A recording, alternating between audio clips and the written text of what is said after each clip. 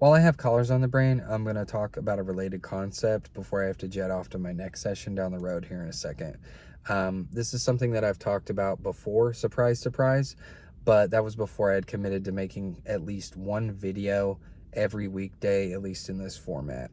So one of my missions as in life, one of my missions as a dog trainer is to communicate the importance of refraining from grabbing dogs' collars, whether that be a dog that you live with in the home or a dog you're charged with caring for if you're working in the field.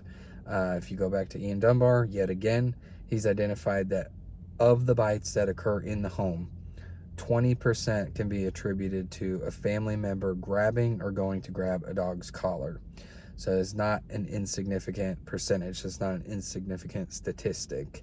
The other ones that he has coined a term called subliminal bite stimuli, and those are things that essentially compel a dog to bite, and a lot of those have to do with unwanted restraint or unwanted handling of certain areas, unwanted restraint, unwanted attention, such as eye contact or like what he calls kissy face, and then the kinds of people that are around, like men and children, and then, weird, novel, atypical behaviors.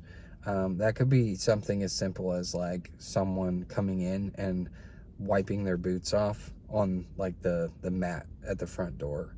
So something that the dog isn't exposed to often. So it's kind of subjective. It's what you've conditioned your dog to expect and what you've exposed your dog to. But some other things I can think of would be resource guarding possessive aggression. So chews, toys, food bowl, when somebody is in close proximity of those things, let alone touching the dog when they're interacting with those things. Failure to supervise children with the dog. Possibly like tripping over the dog or stepping on the dog or something like that. And then an unexpected or an expected guest.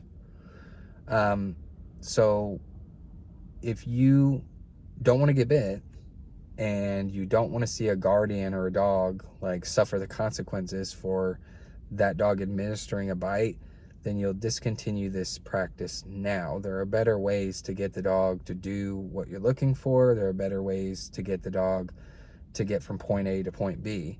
Because a lot of the time when people are grabbing the collar, it's when the dog goes to enter an area that the person doesn't want them in. It's when the dog is up on like furniture that they don't want them on, like the bed or the couch or whatever it is. Or like, the dog is potentially reacting and alerting like to something outside, whatever the case may be. You can use treat lures.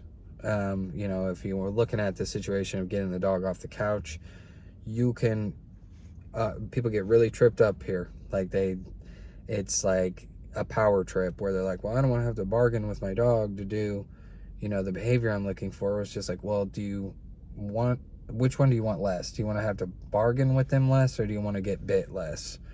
Or do you want to create that situation, or you want to create that dynamic with your dog less? Which one is it?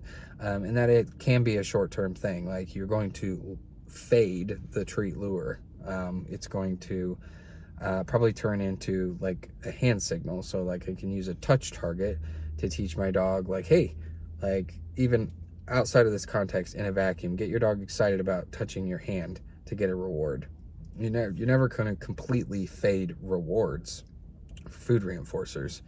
Your dog should still get paid part of the time. Not every single time, but like, you're not going to stop giving your dog a salary entirely. So like if my dog is precocious, and most dogs, you hold out a hand if they know this person. You hold out a hand to the side. They're like, hey, what's that? And they'll come over and they'll boop their nose intuitively. Be like, what's up with that? And you can give them a reward, and you can say, touch, like when they do it.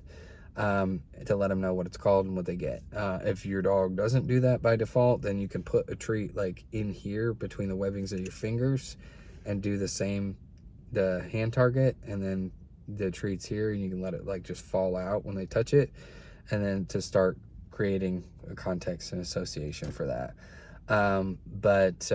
You know, if you are the kind of person that expects the dog to just tolerate a collar grab, you're playing with fire. The time to condition a dog for this kind of thing is when they're a puppy. And if you haven't done that, and you're doing it with an adult dog, especially with an unknown behavior history, you're kind of asking for it.